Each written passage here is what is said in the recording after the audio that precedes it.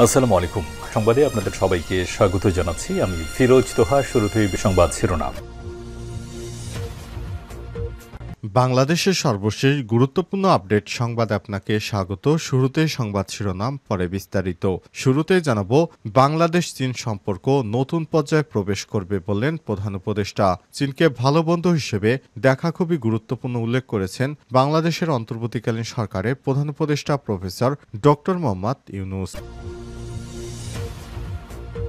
এরপর জানাবো, ছাত্রদল নেতার বিরুদ্ধে সাবেক ছাত্রলীগ নেত্রীকে ধর্ষণ চেষ্টার মামলা। বরগুনা ইমরান খান নামের এক ছাত্রদল নেতাকে আসামি করে বরগুনা আদালতে ধর্ষণ চেষ্টার মামলা করেছেন ফাতেমাতুজ জোহরা মৈতি নামে এক সাবেক ছাত্রলীগ নেত্রী। তবে মামলায় উল্লেখিত ঘটনার তারিখ ও সময় তিনি ঘটনাস্থলে ছিলেন না বলে দাবি করেছে ওই ছাত্রদল নেতা। এদিকে ছিনতাইয়ের সময় গণপিটুনিতে যুবক নিহত। মুন্সিগঞ্জের শ্রীনগর উপজেলার তন্তর এলাকায় অটোরিকশা চালককে মারধর করে অটোরিকশা ছিনতাইকালে গণপিটুনিতে এক যুবক নিহত হয়েছে। এই ঘটনায় আহত আরও দুইজনের অবস্থা আশঙ্কাজনক। আর শনিবার ২৯শে মার্চ উপজেলা স্বাস্থ্য কমপ্লেক্সে চিকিৎসাধীন অবস্থায় ওই যুবকের মৃত্যু হয়েছে। এবারে জানাবো, অস্ত্র খুঁজতে গিয়ে মিলল শতাধিক বস্তা ব্যালট পেপার। নাটোর শহরের পুরাতন ডিসি বাংলোর পাশে পুকুরে অস্ত্র খুঁজতে গিয়ে মাটির নিচে পুঁতে রাখা শতাধিক বস্তা ব্যবহৃত ব্যালট পেপার উদ্ধার করেছে পুলিশ। শনিবার ২৯শে মার্চ এসব ব্যালট পেপার উদ্ধার করা হয়। সেখান থেকে বেশ কয়েকটি আগ্নেয়াস্ত্র উদ্ধার করা হয়েছে। এদিকে ঈদ উল ফিতরের প্রধান জামাত সকাল 8:30টায় রাজধানীর সুপ্রিম কোর্ট প্রাঙ্গণে জাতীয় ঈদগাহ আসন্ন ঈদ উল ফিতরের প্রধান জামাত অনুষ্ঠিত হবে সকাল 8:30টায়। তবে আবহাওয়া খারাপ থাকলে আধা ঘন্টা দেরিতে অর্থাৎ সকাল 9টার দিকে জাতীয় মসজিদ বাইতুল মোকাররমে প্রধান জামাত অনুষ্ঠিত হবে। এবং সর্বশেষ জানাবো, জাতীয় ঈদগাহে ঈদের নামাজে অংশ নিতে পারেন রাষ্ট্রপতি এবং প্রধান উপদেষ্টা।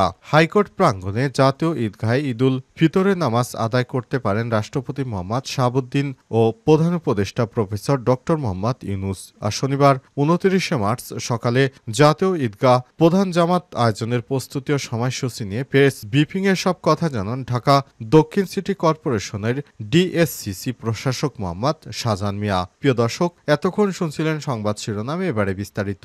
তবে তার আগে বন্ধুরা, অনুরোধ থাকবে এই সংবাদটিতে একটি লাইক দিন। এই চ্যানেলে আপনি নতুন হয়ে থাকলে আমাদের সংবাদটি দেখতে দেখতে চ্যানেলটি সাবস্ক্রাইব করে রাখুন। কমেন্ট করে বন্ধুরা আপনার মূল্যবান মতামত জানিয়ে দিন আপনি বিশ্বের কোন দেশ থেকে বা বাংলাদেশের কোন স্থান থেকে আমাদের সংবাদটি দেখছেন এবং শুনছেন। এবারে বিস্তারিত। বাংলাদেশ চীন সম্পর্ক নতুন পর্যায়ে প্রবেশ করবে বললেন প্রধান উপদেষ্টা।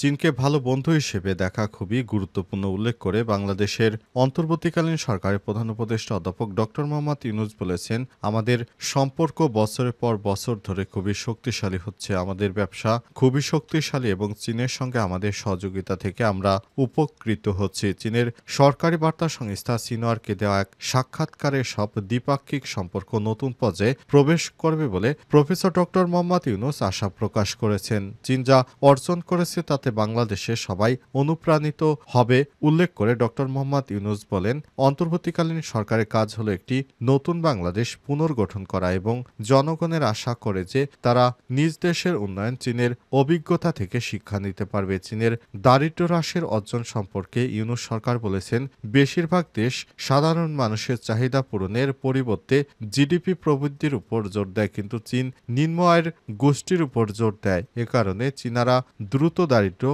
হ্রাসে খুব সফল হয়েছে। সম্প্রতি বছরগুলোতে বাংলাদেশ এবং চীনের মধ্যে বাণিজ্য এবং অর্থনৈতিক সহযোগিতা উচ্চ পর্যায়ে উন্নীত প্রত্যক্ষ করেছে। চীনা টানা ১৫ বছর ধরে বাংলাদেশের বৃহত্তম বাণিজ্যিক অংশীদার। বর্তমানে বাংলাদেশে প্রায় ১,০০০ চীনা প্রতিষ্ঠান কাজ করছে, যা মোট ৫,৫০,০০০ এর বেশি কর্মসংস্থান সৃষ্টি করেছে। ইউনূস সরকার উল্লেখ করে বলেছেন, দুই দেশ ব্যাপক সহযোগিতার সম্পর্ক স্থাপন করেছে, যা অনেক ইতিবাচক ফলাফল এনে দিয়েছে। চীন থেকে বাংলাদেশের আমদানি বাড়ছে।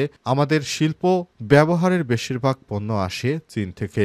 ভবিষ্যতের দিকে তাকিয়ে ইউনূস সরকার দুই দেশের মধ্যে অর্থনৈতিক পরিপূরকতা এবং তাদের বিশাল সহযোগিতার সম্ভাবনার উপর জোর দেন। তিনি আশা প্রকাশ করেছেন, চীনের বিনিয়োগকারীরা বাংলাদেশে বিনিয়োগ করবে। এরপর প্রধান উপদেষ্টাকে $2.1 বিলিয়ন বাংলাদেশে বিনিয়োগ, ঋণ ও সহযোগিতার আশ্বাস দিয়েছে চীনের অর্থনীতিবিদ এবং চীনের সরকার। ছাত্রদল নেতার বিরুদ্ধে সাবেক ছাত্রলীগ নেত্রীর ধর্ষণ চেষ্টার মামলা।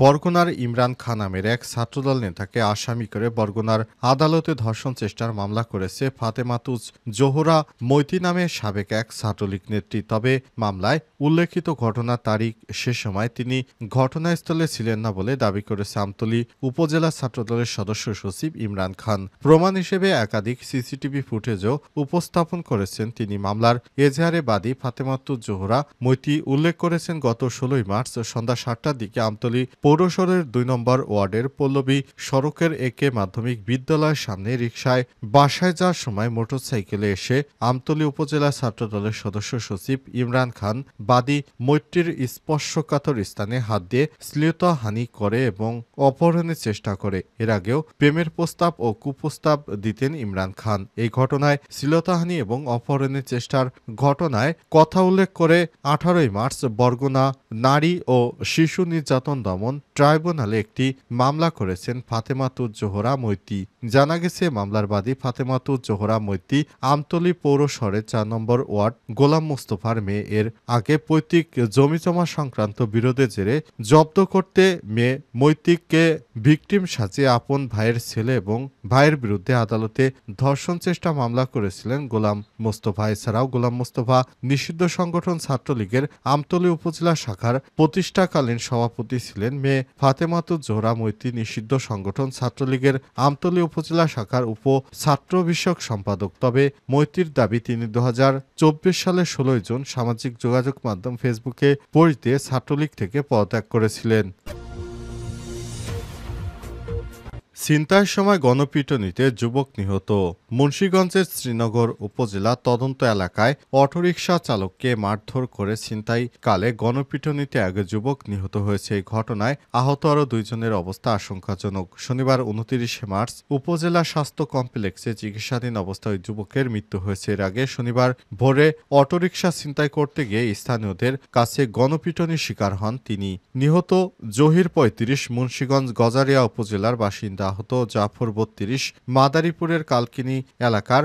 আরিফ শিকদার 33, বরিশাল মুলাদি এলাকার। পুলিশ বলছে, তারা সকলেই দক্ষিণ কেরানীগঞ্জ এলাকায় ভাড়ায় থাকতেন। পুলিশ সূত্র থেকে জানা গেছে, শনিবার ভোরে তদন্ত এলাকায় স্থানীয় মহসিন মিয়া 42-এর অটোরিকশাতে যাত্রী বেশে উঠে 4 জন। মাঝপথে মারধর করে অটোরিকশা ছিনতাই করে নিয়ে চলে যায় একজন। এ সময় অটো চালক চিৎকারে আশপাশের লোকজন বাকি 3 জনকে ধরে গণপিটুনি দেয়। খবর পেয়ে পুলিশ গুরুতর আহত 3 অভিযুক্তকে স্বাস্থ্য কমপ্লেক্সে নিয়ে গেলে সেখানে একজনের মৃত্যু হয়। শ্রীনগর থানার ওসি শাকিল আহমেদ জানান, খবর পেয়ে পুলিশ গুরুতর আহত 3 জন অভিযুক্তকে স্বাস্থ্য কমপ্লেক্সে নিয়ে গেলে সেখানে একজনের মৃত্যু হয়। আহত অপর 2 জনের অবস্থা আশঙ্কাজনক। এই ঘটনায় আইনগত ব্যবস্থা প্রক্রিয়াধীন।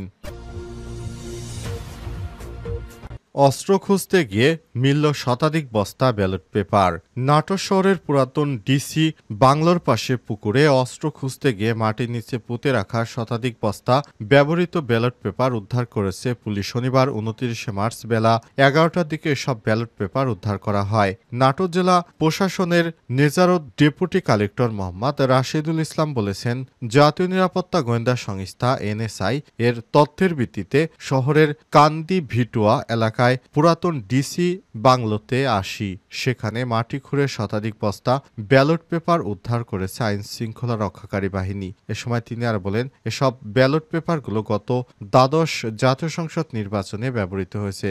নির্বাচন কমিশনের নিয়ম অনুযায়ী ব্যবহৃত ব্যালট পেপারগুলো 6 মাস পর্যন্ত ট্রেজারিতে জমা থাকে। পরবর্তী নির্বাচন সংক্রান্ত কোনো মামলা মোকদ্দমা না হলে ব্যালট পেপারগুলো ধ্বংস করা বা অন্যত্র সরিয়ে ফেলা হয়। এরই অংশ হিসেবে ট্রেজারিতে পর্যাপ্ত না জায়গা থাকায় পুরাতন ডিসি বাংলোর পরিত্যক্ত ভবনে রাখা হয়। কিন্তু কে বা কারাই ব্যালট বাক্সগুলো সেই গুদাম থেকে বের করে মাটিতে পুঁতে রাখে, সেখানে কোনো প্রহরী ছিল কিনা এমন প্রশ্নের জবাবে মোহাম্মদ রাশেদুল ইসলাম বলেছেন, সেখানে একজন নাইট গার্ড আছে, কিন্তু তাকে এ বিষয়ে কোনো জিজ্ঞাসাবাদ করা হয়নি। এ বিষয়ে ঊর্ধ্বতন কর্তৃপক্ষের সঙ্গে কথা বলে ব্যবস্থা গ্রহণ করা হবে। প্রশাসনের এই কর্মকর্তা বলেন, শুক্রবার ডিসি বাংলোর পাশে পুকুর থেকে 6টি আগ্নেয়াস্ত্র উদ্ধার করা হয়েছে।